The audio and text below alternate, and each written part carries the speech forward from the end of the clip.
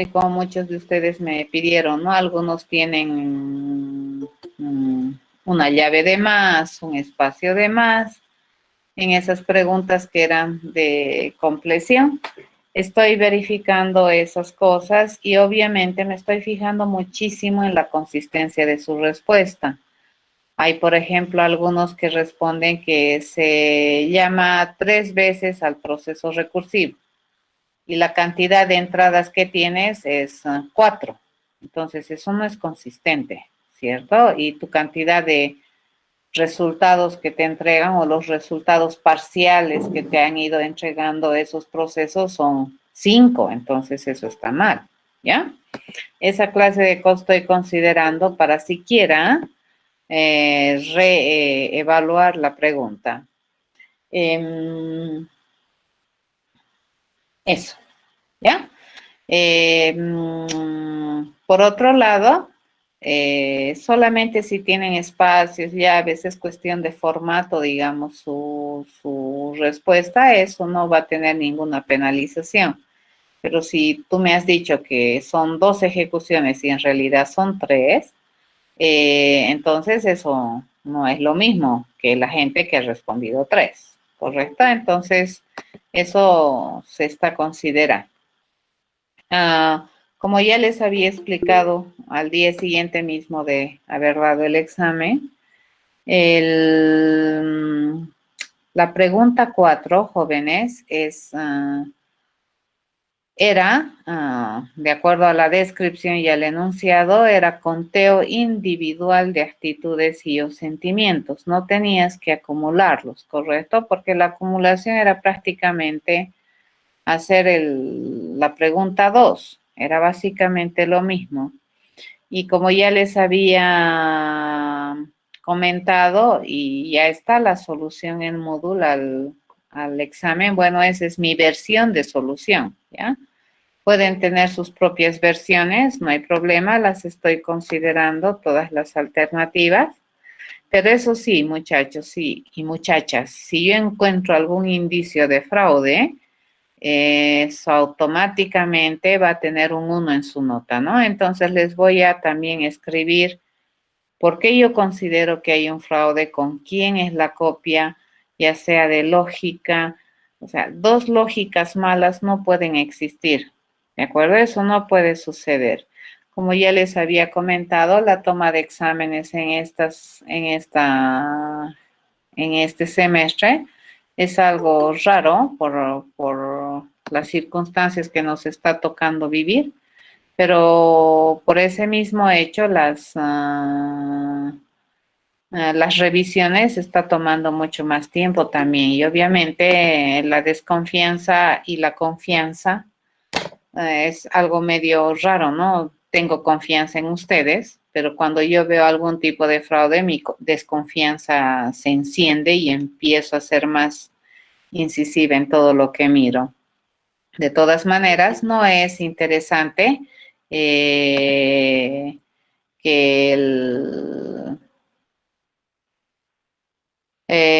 esta clase de cosas suceda, ¿ya? Porque al final es su formación.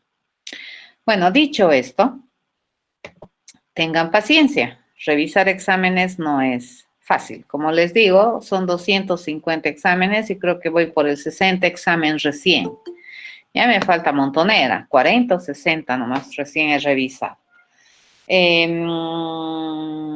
A ver, antes de empezar lo que es la siguiente temática, me gustaría saber si tienen alguna duda de lo que hemos avanzado en este periodo corto después del examen.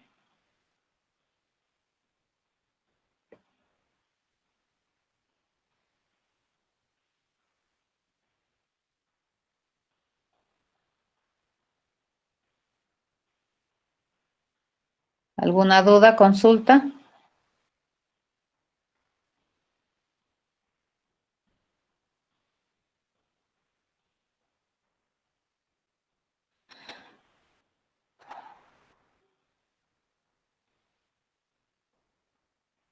Ok, como no hay dudas, entonces empezaremos con nueva temática, ¿ya? Vamos entonces a arrancar los últimos temas del semestre. Y este tiene que ver con lo que es algo que también ya habíamos hablado en genericidad. Ya les había adelantado un poquito, ¿no? Alguna terminología que se utiliza en programación genérica. Y hay muchos tipos de abstracción, ¿de acuerdo? Cuando se trabaja en programación. Los que empezaron a utilizar el término de programación genérica publican, ¿no?, un artículo respecto a esto de programación genérica e identifican distintos tipos de abstracción que habíamos visto también en la clase de genéricas. Habíamos visto abstracción de datos, habíamos visto abstracción de algoritmos o de procesos, ¿correcto? Que nosotros pensamos una alternativa de solución sin entrar en los detalles del dato o del tipo de dato. Habían abstracciones de tipo de representación y de estructuración. Y en este tipo de abstracciones les cuento que entra este concepto o este tema que se denomina estructura de datos. Entonces, las estructuras de datos son abstracciones de representación de datos. Y en este caso, ¿qué representan? Representan una colección de datos. ¿Ya? Las estructuras de datos entonces abstraen constructos o artefactos que me permiten almacenar colecciones de datos. ¿Por qué se dice que son abstracciones? Porque estos se conciben independientemente del tipo de dato de la colección. ¿Ya? Por eso se denominan estructuras de datos por muchas razones, porque son abstracciones de representación.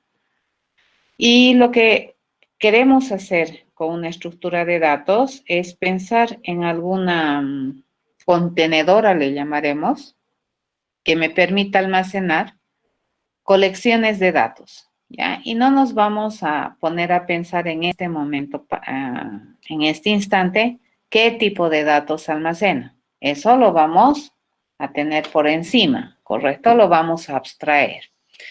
El concepto entonces de programación genérica, muy importante a la hora de entender lo que es una estructura de datos, de diseñarla, analizarla, implementarla, muy importante, ¿ya?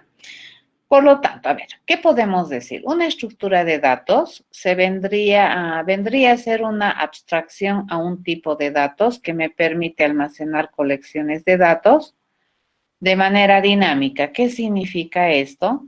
Que estas estructuras de datos tienen una cualidad muy interesante que proveerle al programador, que vendría a ser transparentarle el tema este de definir el tamaño, por ejemplo, de la colección.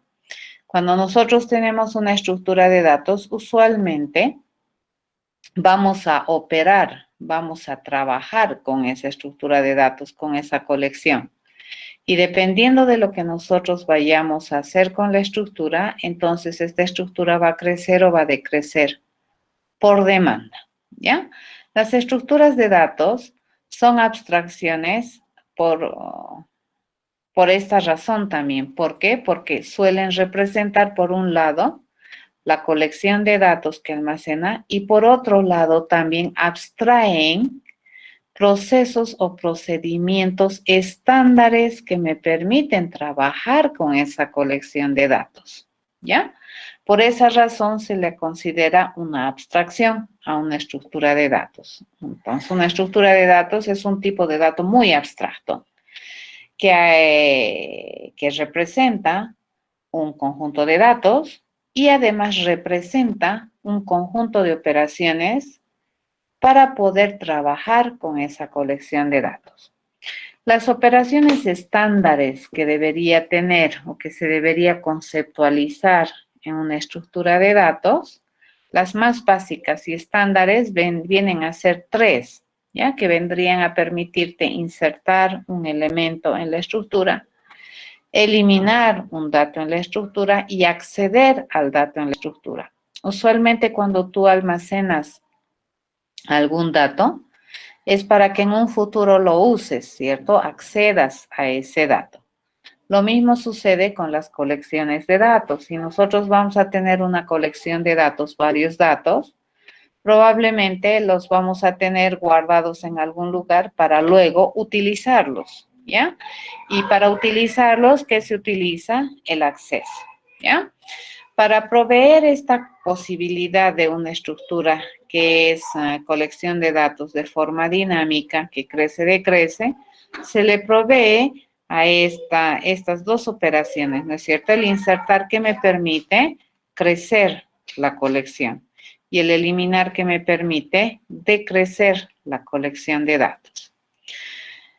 A ver, ¿en qué se diferencian las estructuras de datos? Existen varias estructuras de datos en el mundo, ¿ya? Nosotros en la materia que estamos cursando, vamos a solamente conceptualizar y analizar un conjunto muy reducido de estructura de datos que son bastante generales en algunos aspectos y son las básicas dentro de lo que es el área de programación.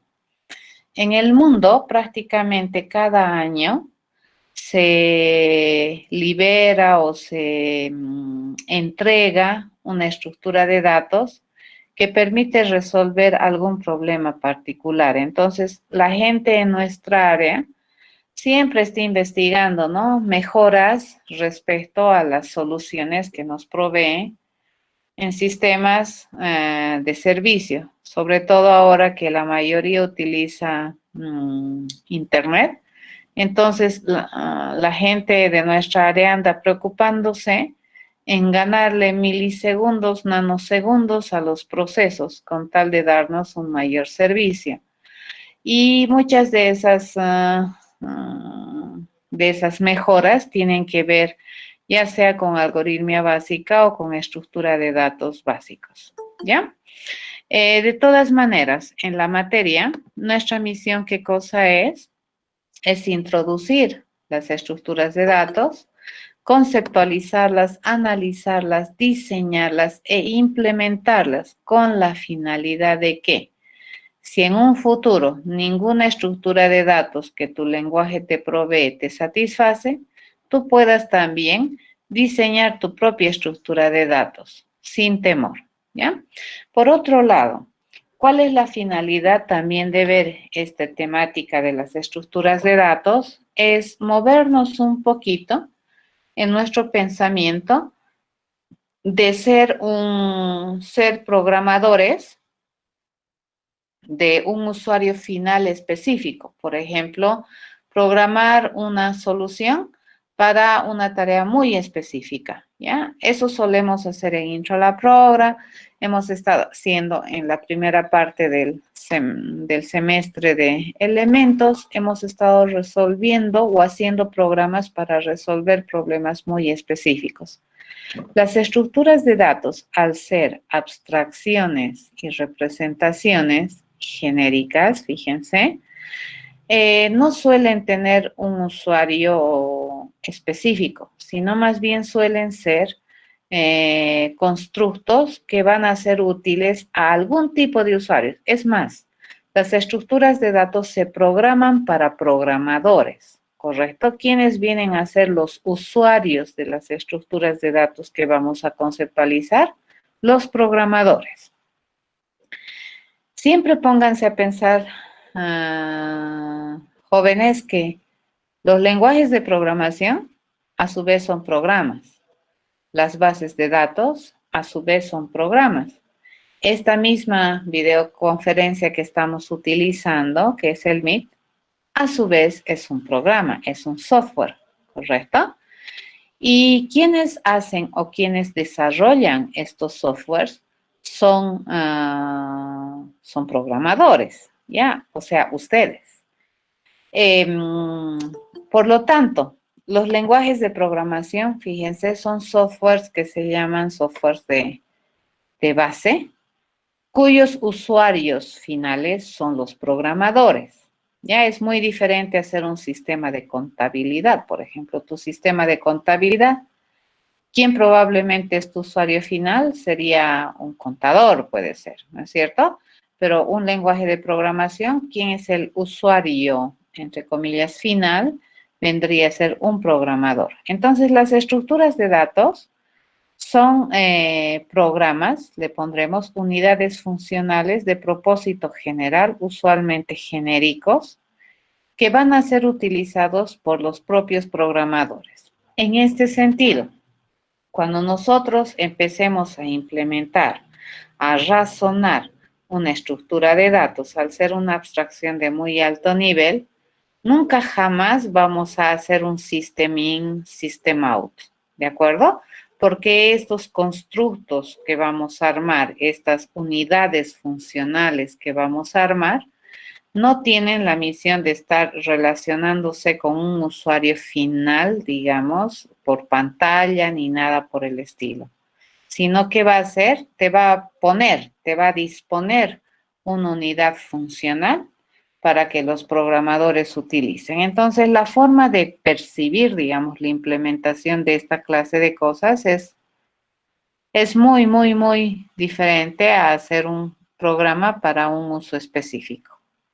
Bien, dicho esto, al tener varias estructuras de datos y en el semestre solamente analizar las estructuras de datos básicas y entender que una estructura de datos se llama así porque además de permitir el almacenar datos, me permite abstraer un conjunto de operaciones que me permiten trabajar con estos datos, pues nosotros tenemos que hablar que estas estructuras pueden diferenciarse unas de otras por dos razones principales. Ya pueden haber más criterios de subclasificación de estructuras, pueden haber.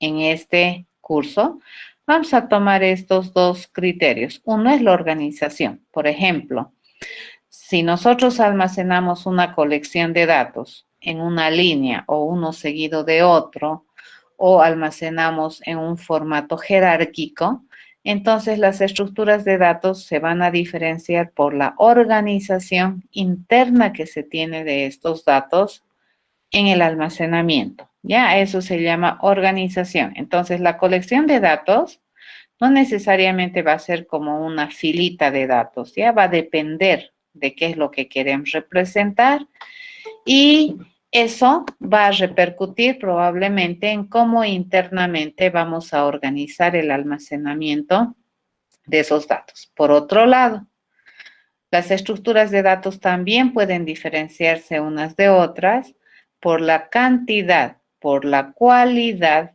y el modo o el procedimiento o las operaciones que te permiten o que te disponen las estructuras para trabajar con esos datos.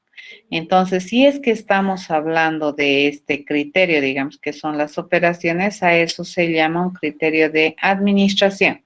Entonces, las estructuras pueden organizar el almacenamiento de los datos de varias formas y pueden permitir administrar esa colección de datos de varias maneras también. Pueden ser ya sea restringidas o no restringidas y eso vamos a ir viendo en el resto del curso. Ya esa va a ser nuestra misión en la materia a partir de ahora.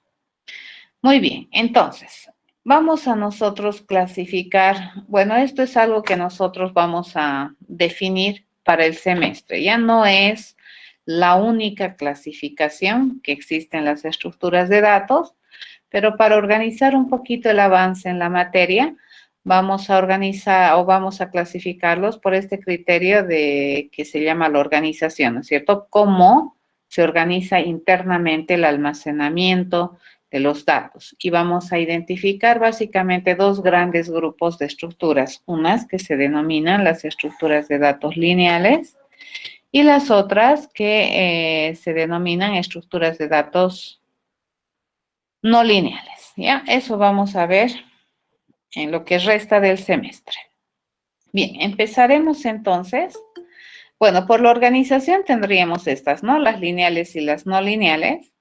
Y por la administración podemos tener estructuras de datos que tienen operaciones restringidas bajo algún modelo de administración, o podemos tener más bien estructuras de datos que no tienen ninguna restricción de operación. ¿A qué me refiero que no tienen restricción de operación? Me refiero a que sus operaciones suelen ser estándares y de propósito general, sin ninguna probablemente restricción muy definida, ningún modelo específico que seguir, ¿ya?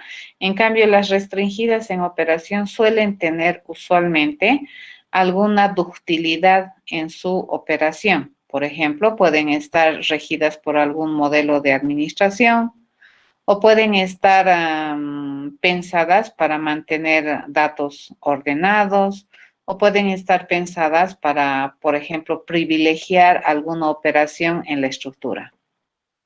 Bien, esas serían las formas de clasificar en el curso. Como les digo, no es la única. Vamos a agarrar nosotros la clasificación inicial por la organización y vamos a iniciar nuestro estudio de las estructuras de datos por este criterio, ¿no? Vamos a ver primero lo que son las estructuras de datos lineales y vamos a ver luego las estructuras de datos no lineales. A ver, veamos.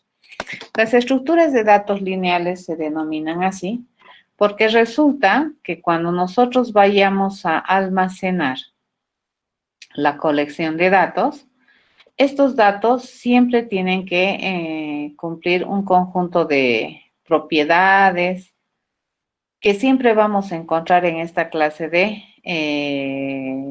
estructuras, ¿ya? A ver, por ejemplo, se dice, si nosotros tenemos un dato que pertenece a una estructura de datos lineal, ese dato siempre va a ocupar exactamente una posición, ¿de acuerdo? A ver, nos pondremos a pensar en un arreglo hecho a corchetes, ¿sí? En un arreglito hecho a corchetes, cada dato siempre ocupa una posición, ¿no es cierto? En un instante de tiempo. Similar a eso vendría a ser en una estructura de datos lineal. Todo elemento o todo dato que vamos a ubicar en la estructura siempre va a ocupar una posición. De manera recíproca, en una estructura de datos lineal, las posiciones siempre identifican o siempre están almacenando un dato de la colección. ¿Ya? Entonces, si yo digo el elemento de la posición 3, entonces si hay la posición 3 en la estructura, esa posición tiene exactamente un dato, ¿ya? De alguna naturaleza. Ahora, que el dato sea simple, complicado, esa ya es otra historia, ese es otro nivel de abstracción. Por otro lado, ¿qué te dice? En esta organización lineal de los datos de la colección, se respeta siempre esta relación. Si se tiene un dato almacenado en la colección, se dice que inmediatamente después de él, a lo sumo cuántos datos, enseguidita de él, cuántos datos puede haber, exactamente uno a lo sumo, ¿ya? Así, entonces hay una relación de un antes-después. A este elemento que está después se le conoce como el sucesor, ¿ya? Entonces, si hay un dato en la estructura, este dato puede tener un sucesor a lo sumo. Y si es que este dato pertenece a la estructura, de manera equivalente, dice, puede tener un antes. ¿Cuántos? Inmediatamente uno. ¿Ya? A ese se le suele conocer en estructuras de datos como antecesor, sucesor.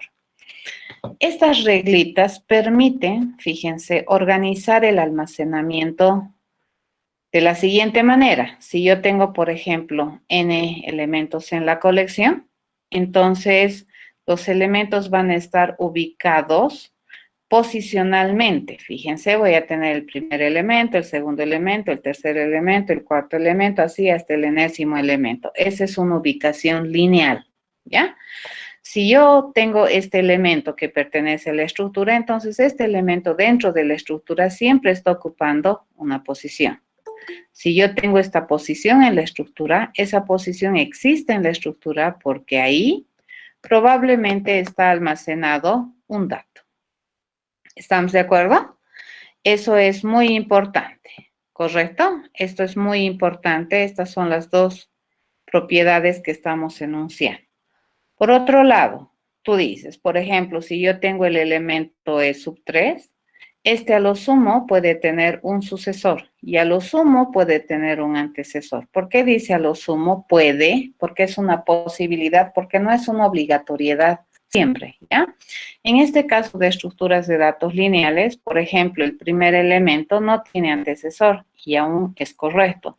Y el último elemento tampoco tiene sucesor y aún es correcto. Por otro lado, si tenemos un dato que está al medio, entre comillas, ¿no es cierto?, de la organización de almacenamiento, como por ejemplo el 3 está más o menos al medio, este va a tener a lo sumo un sucesor inmediato y un antecesor inmediato, ¿correcto? Eso es una estructura de datos lineal, ¿ya? Dentro de las estructuras de datos lineales, las básicas, fíjense, porque hay un montón de estructuras de datos lineales que ya no son tan básicas, sino que tienen un uso muy especializado. Nosotros, ¿qué vamos a estudiar en esta materia? Las básicas, ¿ya? Vamos a dar nuestro primer pasito hacia el entendimiento de lo que son las estructuras. Las más comunes son las listas, las pilas, las colas, los conjuntos, los maps y los tables, ¿ya? Las tablas. Las tablas son las más comunes dentro de lo que son estructuras de datos lineales. Las que vamos a estudiar en el curso solamente son las 3 primeras, porque el tiempo no nos da, pero podemos conceptualizar las otras 3 al terminar la unidad, ¿ya? Y se supondría que bajo la conceptualización de estas estructuras, ustedes ya tendrían la información, la formación necesaria para poder hacer sus propias estructuras de datos. Bien, empezaremos entonces con la más general de las estructuras de datos lineales, que viene a ser una lista. Una lista, fíjense, vienen a ser una estructura de datos que no tiene restricción en operación. ¿Eso qué quiere decir? Que las operaciones que te brinda esta estructura suelen ser muy comunes, de propósito general, no responden a un modelo específico, no tienen alguna restricción siquiera ni sobre los elementos, ni sobre el procedimiento que se va a hacer. Suelen ser bastante abiertas estas operaciones. Obviamente una lista, como su nombre dice, si ustedes observan los nombres que se le ponen a las cosas en programación, suelen tener mucha carga relativa al nombre en la vida normal. Por ejemplo, una lista que es un conjunto de cosas organizados, ¿cierto? En una filita. Probablemente muchos de ustedes en esta pandemia prácticamente el primer mes que hemos estado en una cuarentena, se veía salir a mucha gente comprar, ¿correcto? Probablemente nunca has ido a comprar algo y primera vez en tu vida has tenido que salir. ¿Y qué se veía? Y hasta estos últimos, yo miro, ¿no? Están en el mercado haciendo colas y ¿qué estaban agarrando? Un papelito, ¿cierto? Y ese papelito que tenía una lista de cosas que se van a comprar, ¿correcto? Entonces, este concepto de lista es un concepto bastante enraizado dentro del comportamiento humano. Y lo que se trata de hacer con esta estructura de datos es modelar este concepto de la lista, ¿ya? La lista, entonces, básicamente, ¿qué hace? Te permite almacenar un conjunto de datos que están organizados por posición, ¿no es cierto? Entonces, probablemente tu lista no tiene ninguna otra objetivo más, a menos que le pongas ya un poco más de tiempo y qué sé yo, vas a armar ya otro tipo de colección de datos, pero usualmente cuando te mandan, a ver, tienes que comprar pan, ¿cuántos? 1 peso de pan, 10 huevos, así, y vas anotando, ¿no? Y te dicen, ay, me estoy olvidando, le tienes que comprar esto. ¿Dónde le añades el nuevo elemento? Al final de la lista. ¿ya? Esta estructura de datos, entonces, modela ese tipo de almacenamiento, ¿ya? Y básicamente, ¿qué puedes hacer en tu lista? Puedes ir viendo en cualquier orden, ¿no es cierto? Miras y dices, bueno, estoy pasando por la sección de panadería y voy a comprar pan. Y si te organizas, entonces no voy a volver a la panadería nuevamente. Si más abajo me dicen que tengo que llevar, qué sé yo, un queque, ¿correcto? Entonces, pan, queque, y accedes, ¿no es cierto?, a las posiciones o a los elementos de la lista sin ninguna restricción. Esa viene a ser una lista. Por norma, una lista está considerada como una estructura de datos lineal porque obviamente cumple las propiedades que habíamos descrito en la anterior diapositiva. Siempre, ya las estructuras de datos siempre te dan la sensibilidad de ser estructuras dinámicas. ¿Qué significa eso? Que crecen y decrecen por demanda. A eso se refiere con dinamismo.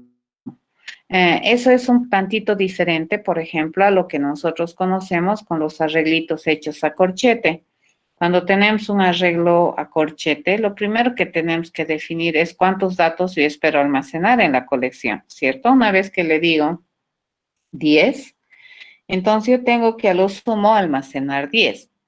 En una estructura de datos, como la vamos a concebir, eso se abstrae, ¿de acuerdo? Ya no es tan importante, bueno, por el momento no es tan importante decir quiero almacenar 10 elementos, entonces antes de utilizar tengo que tener 10, no, esa tu lista va a ir creciendo por demanda. Si quieres más, bueno, se aumenta, ¿ya? Ahora, la forma en que los lenguajes de programación te proveen estas estructuras, eso va a depender de cómo implementan. Nosotros vamos en el curso a hacer nuestras propias implementaciones de estas estructuras de datos. ¿Por qué razón? Repito, para que ustedes puedan entender primero qué es la estructura de datos y segundo, que desarrollen capacidades para poder en un futuro, si es que es necesario, hacer sus propias estructuras de datos sin problemas. Para eso se están formando. ¿Ya? Ok. Una lista desde el punto de vista de implementación se puede implementar desde dos perspectivas. La podemos implementar con asignación estática de memoria o con asignación dinámica de memoria. Cuando es estática de memoria, entonces, ¿qué tenemos que darle a nuestro usuario, a nuestro programador? Tenemos que darle la transparencia, ¿de acuerdo? Entonces, mi programador tiene que pensar que está utilizando una estructura que crece por demanda y por debajo se le debería ocultar todos los pasos administrativos, burocráticos que tenemos que realizar probablemente a la hora de asignar memoria, ¿ya? A ver, ¿quién es un ejemplo de una lista establecida o escrita de forma estática? Es el famoso array list. El array list que nosotros utilizamos con mucha solvencia y muchas veces nos salva de muy buenos líos, viene a ser una lista que está implementada por debajo en un arreglo, ¿ya? Que una vez que le defines el tamaño, se le asigna memoria estática. Y cuando nosotros incrementamos elementos, por ejemplo, a un array list, internamente, fíjense, el array list que hace, te lo va a redimensionar el arreglo donde está almacenando, copia los datos y eso te lo va a hacer cada vez que tú sobrepases la capacidad estimada que le define el array list a tu contenedor. ¿Ya? Entonces, cuando tú construyes un array list, por defecto y abajo, ¿qué te lo va a construir? Te lo va a construir un arreglo de 10 posiciones.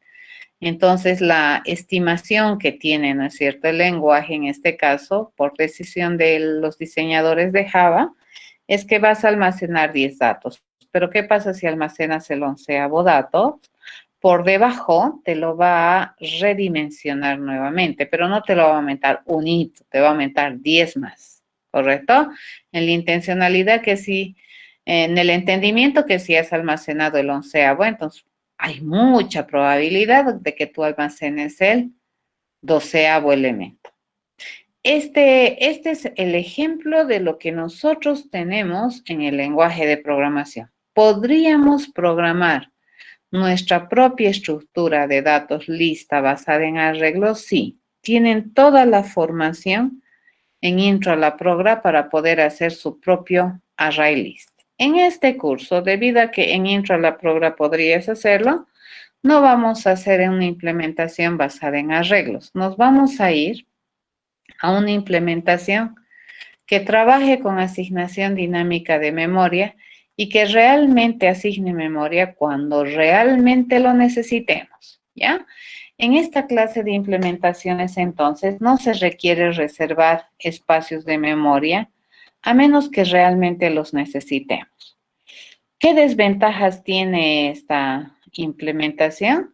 Es que el acceso suele ser secuencial, ¿de acuerdo? Para poder identificar, por ejemplo, el elemento de la posición 3, y como nosotros no sabemos en qué posiciones están los datos, como los vamos a ir generando a medida que vayamos necesitando, entonces para entrar al elemento de la posición 3 probablemente necesito entrar a la posición 1, entrar a la posición 2 y luego a la posición 3. A eso se llama acceso secuencial. Cuando se almacena o cuando se implementa sobre la base de arreglos hechos con corchetito, debido a la forma de asignar memoria, pues el acceso es directo, ¿ya? Pero ¿qué desventaja tiene cuando crece, no es cierto? Cuando creces, tienes que hacer un redimensionamiento. ¿Qué otra desventaja también tiene el hacer con array o con arreglito hecho a corchetes? Que necesitas para utilizar ese arreglo hecho a corchete, necesitas de manera no negociable, definir un tamaño a priori, ¿ya? Del arreglo. Y luego puedes redimensionar con toda la burocracia que esto significa de memoria. Entonces, en el semestre vamos a hacer una implementación de las estructuras basada en enlaces, se denomina, ¿de acuerdo? Y esto que promueve la asignación dinámica de memoria. A diferencia de lo que nosotros dibujábamos, un arreglito que venía a ser una secuencia de cajitas, ¿no es cierto?, contiguas, así nosotros solíamos dibujar un arreglito. Lo que vamos a hacer es adoptar una otra notación, ¿ya?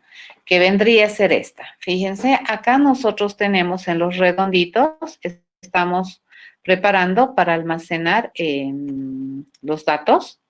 Y como ustedes observan, no necesariamente este redondito está pegadito al otro redondito, pero sí existe una relación, digamos, de orden, le llamaremos, ¿no es cierto? Si este es el primero, este vendría a ser el segundo, este el tercero, este el cuarto. ¿Y por qué es que tenemos esa relación de orden?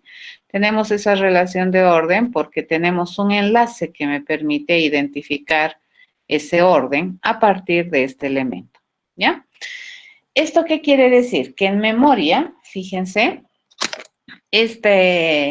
la cantidad o esta memoria que se le asigna para almacenar este dato puede estar en una dirección X. Si yo inserto un nuevo elemento, entonces recién se va a reservar este espacio de memoria y se tiene que generar además un espacio adicional para almacenar este enlace, ¿ya? Entonces existe una relación entre el dato, el enlace para llegar al siguiente dato. Si insertamos el tercero, recién se reserva espacio aquí, se genera el almacenamiento para el enlace y se puede llegar acá. Ya a eso se llama acceso secuencial. ¿De acuerdo? En este caso, si es que nosotros elimináramos, por ejemplo, un elemento de esta estructura, entonces el enlace también, los enlaces se deberían reorganizar y hacer esto, y este ya no existe más. Ya no se reserva. Eso es algo muy interesante en esta implementación basada en enlaces. Bien. Esta notación que estamos adoptando le vamos a denominar por el momento así. Los redonditos que están en el dibujo van a representar un nodo donde usualmente vamos a almacenar la información. Y las líneas en esta notación representan un enlace que me permiten establecer la relación ubicacional de los elementos en la estructura.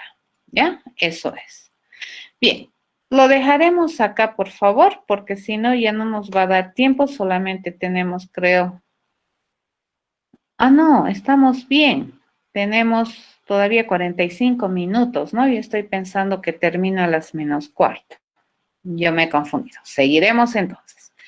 Entonces, fíjense, en esta anotación que tenemos, estos enlaces que había dicho me permiten determinar el lugar, digamos, en el que se encuentra un dato respecto a la ubicación del primero, digamos, ¿no? Este primero me enlaza al segundo, este segundo me enlaza al tercero, este tercero me enlaza al cuarto.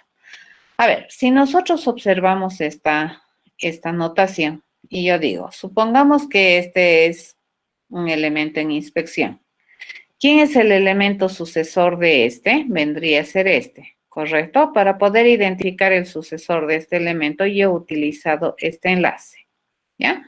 Pero si yo me ubico acá y le pregunto, quiero saber quién es el antecesor, entonces yo digo que es este y que estoy utilizando el mismo enlace. Eso, ¿por qué nosotros podemos decidir o podemos responder de manera interesantemente? Porque estamos entendiendo, fíjense, que este enlace, dependiendo de dónde a dónde lo observamos, este enlace puede significar sucesor desde esta perspectiva para llegar acá. Pero este mismo enlace, fíjense, si yo miro este nodo, significa un enlace al antecesor, ¿correcto? Que me permite llegar acá.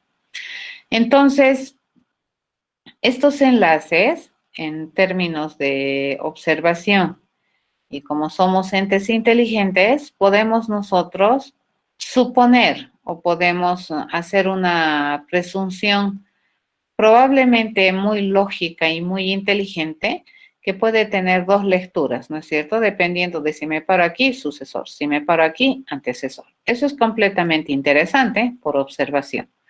Pero a la hora de llevar esto adelante en una implementación, pues esa ambigüedad ya tenemos que quitarla, ¿ya? Entonces, por la cualificación del enlace, nosotros vamos a identificar 4 tipos de listas que se pueden implementar.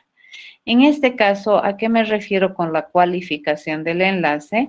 Mi enlace tiene que tener una semántica, ¿ya? El enlace tiene que significar ya sea enlace unidireccional y a dónde. ¿Ya? En este caso, por ejemplo, por defecto, si mi enlace es unidireccional, tiene una dirección nomás, tiene una lectura. Esta lectura, ¿cómo se leería? Sucesor, ¿correcto? Este enlace, entonces, ¿qué representaría? Al sucesor. Este enlace, ¿qué representa? Al sucesor. Entonces, ya no es más verdad que si nos paramos en este dato, fíjense en este redondito, ya no es más verdad que este enlace lo vamos a leer o nos va a servir también para llegar al antecesor, ¿correcto? Eso ya no es correcto, ya no es verdad. A este tipo de lista, fíjense, en el cual el enlace solamente tiene una semántica, una significancia, se le conoce como una lista de simple enlace. ¿Eso qué quiere decir? Que la forma de caminar, digamos, rápidamente en la estructura es sucesor, sucesor, sucesor, sucesor. Retroceder es un poco difícil, ¿ya? No es imposible, pero es un poco más difícil. Hay que hacer más burocracia para retroceder.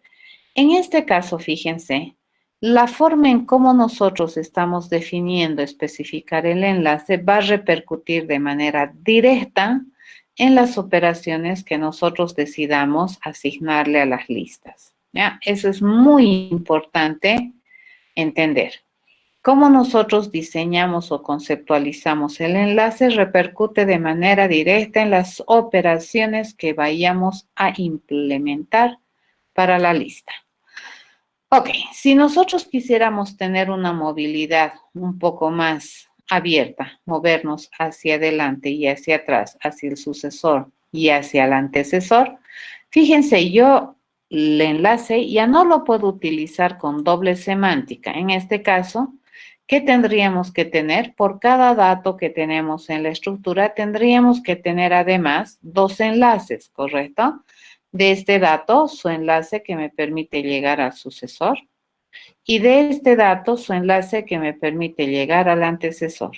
Cuando nosotros tenemos una posibilidad de movilidad en ambos sentidos, estamos hablando de que vamos a tener doble enlace por dato, y a eso se denomina una lista de doble enlace.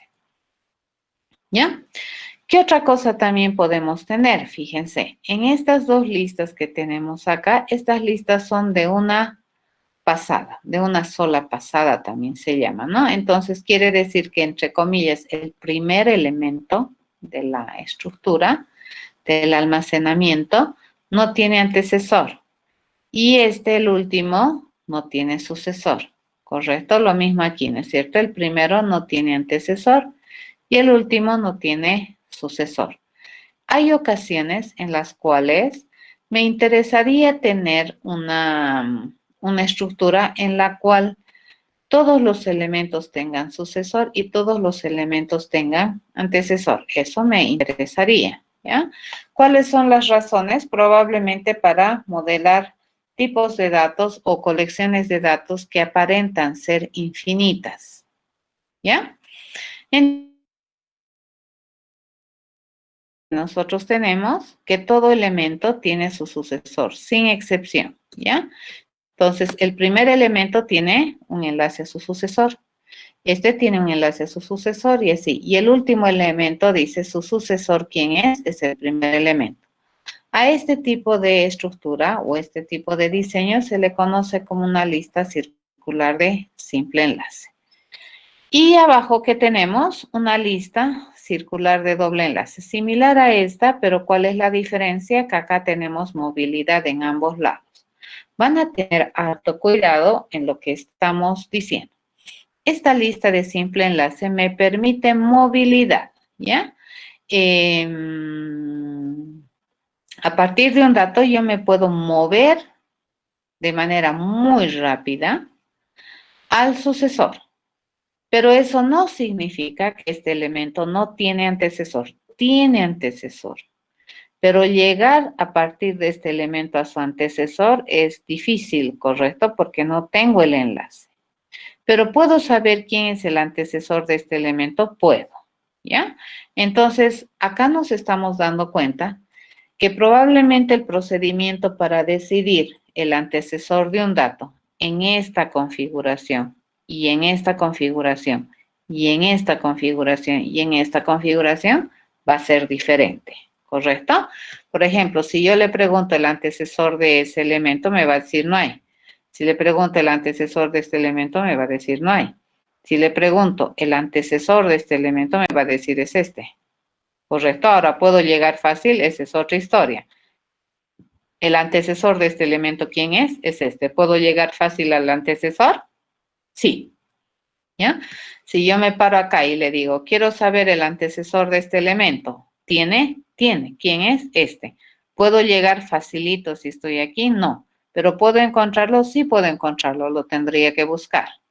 Pero si es que estamos parados acá en una lista de doble enlaces, ustedes observan, y yo le digo, quiero saber el antecesor, bueno, tiene y además puedo llegar fácil, ¿ya? El hecho de que no tengas un enlace al antecesor no significa que los elementos no tienen antecesores. Mucho cuidado. ¿Qué significa? Que tienen, pero la forma de llegar probablemente va a ser muy diferente en esta situación que en esta situación. ¿Ya? Como habíamos dicho, las estructuras de datos son abstracciones de representación, ¿ya? De colecciones de datos que a su vez son independientes de los datos que va a tener. ¿Eso qué quiere decir? Fíjense, esta es una lista de simple enlace que va a contener datos. ¿Qué tipo de datos? Pues no sé. Algún tipo de datos, ¿ya? En este caso, entonces, mis estructuras de datos las vamos a concebir a su vez como nuevamente, fíjense, por todo lado estamos reforzando, ¿no es cierto? Como una unidad de información o como una unidad funcional también, genérica. Ya, si nosotros hablamos esto como estructura, esta es una estructura genérica, que significa que me permite almacenar cualquier tipo de datos, pero si nosotros vemos a la estructura de datos además como un conjunto de operaciones estándares para poder administrar los datos almacenados en la estructura, también se ve como una abstracción de procedimiento, ¿ya? O de proceso. De todas maneras, es genérica mi estructura de datos. ¿Esto se entiende, jóvenes? Lo que acabo de hablar.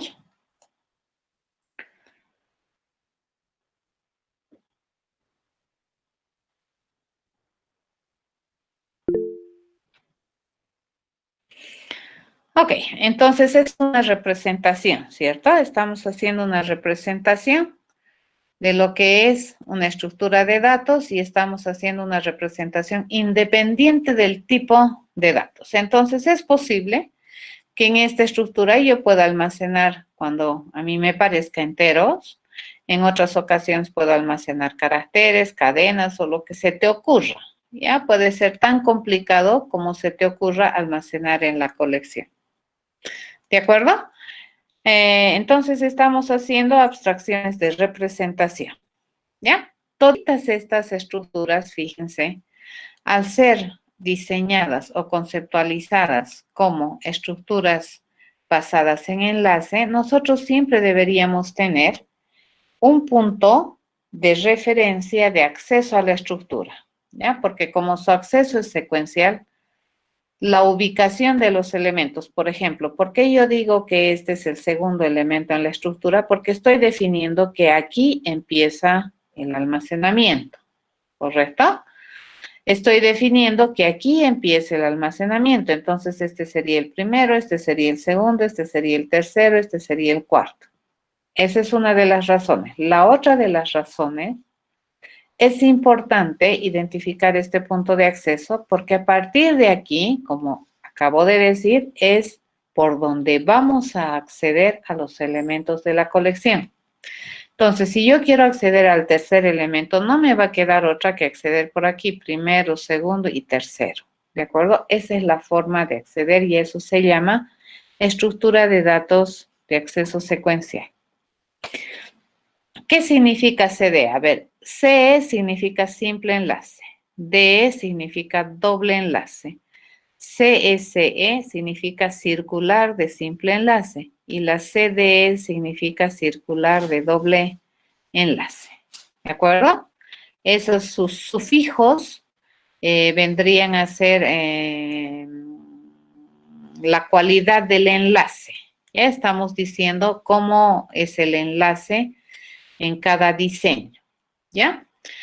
Muy bien. Toditas estas, a su vez, fíjense que tienen de común, que toditas tienen que tener un punto o un dato distinguido que se constituya en el primer elemento de acceso de la estructura, ¿ya? Eso. Toditas estas, fíjense, lista de simple enlace, la de doble enlace, la circular simple enlace y la circular doble enlace, toditas, ¿qué cosas son? Son listas, ¿ya? Todas son listas que tienen peculiaridades respecto a decidir la accesibilidad a la estructura, ¿no es cierto? De simple enlace es la accesibilidad en un solo sentido, ¿no es cierto? De doble enlace es la accesibilidad en dos sentidos. La circular de simple enlace, accesibilidad en un sentido, pero te da la sensibilidad de que tienes una colección infinita, ¿no es cierto? Periódica. Y la circular de doble enlace, accesibilidad en dos sentidos y sensibilidad de infinitud de la lista. ¿De acuerdo? Toditas esas, pero están catalogadas como listas. ¿Estamos de acuerdo? Ok, ahora sí, lo dejaremos acá, porque si no ya no nos va a dar tiempo para empezar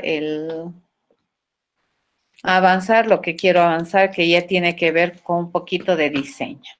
Hasta aquí, ¿qué hemos hecho? Solamente hemos conceptualizado, hemos dibujado, hemos dicho, ok, los enlaces tienen que tener semántica, ¿no es cierto? Tienen que representar si avanzo adelante, avanzo hacia atrás, si quiero avanzar en ambos sentidos. Entonces, un enlace por dato ya no me sirve. ¿Cuántos enlaces por datos necesito? 2, y así. ¿De acuerdo? Pararemos acá la clase, jóvenes. Nos estaríamos viendo el día de mañana. ¿Alguna pregunta?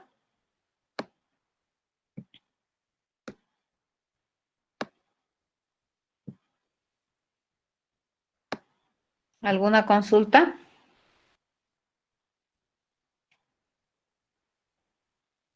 Dime, Juan.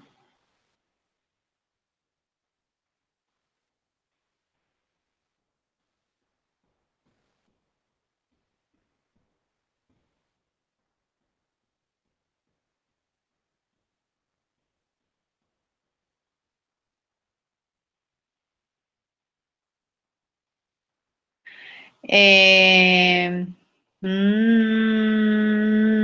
sí y no, va a depender.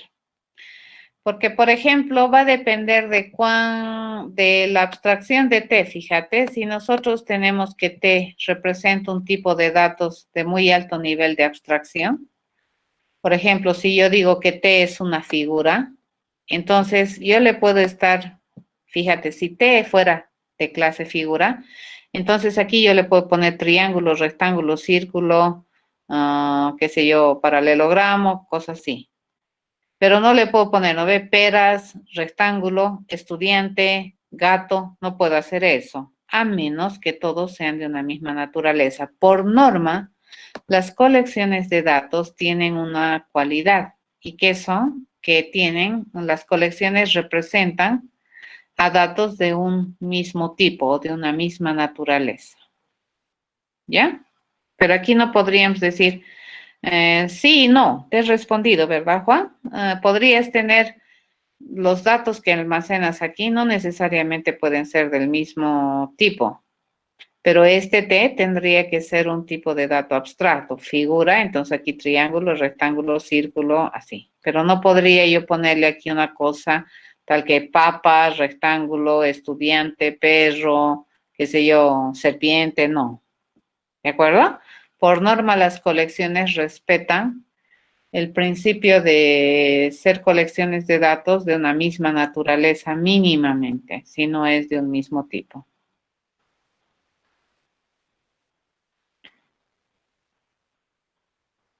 ¿Correcto? Ahora, obviamente, si tú determinas que este tu T es una abstracción universal, entonces aquí sí le vas a poder poner papas, huevos, lo que sea, ¿no ve? Pero el chiste es que tampoco vas a poder hacer mucho. Bueno, la estructura te va a almacenar datos y ya está. Te va a permitir acceder, te va a permitir eliminar, te va a permitir insertar. La lista es así, es general, ¿ya? ¿Qué más?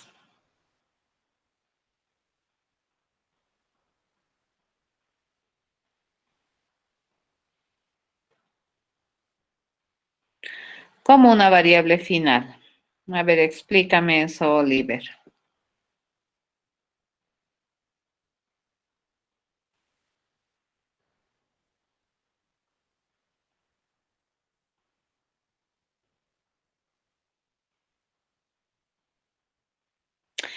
¿Quieres ponerle otra referencia? Porque ahorita solamente tenemos la referencia al INI. ¿Quieres ponerle una referencia al final? ¿Eso me preguntas?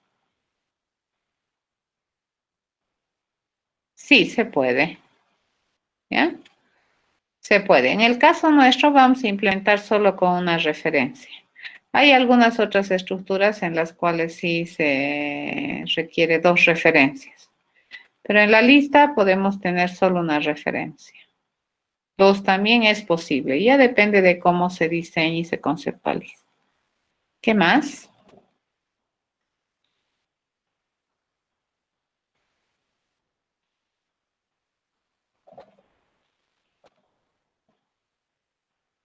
¿Alguna otra duda más, jóvenes?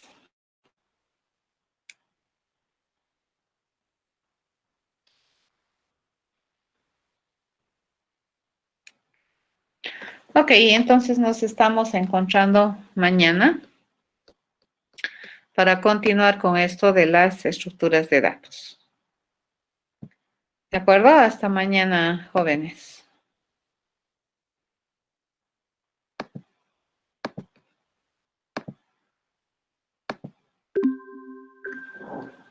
Hasta mañana.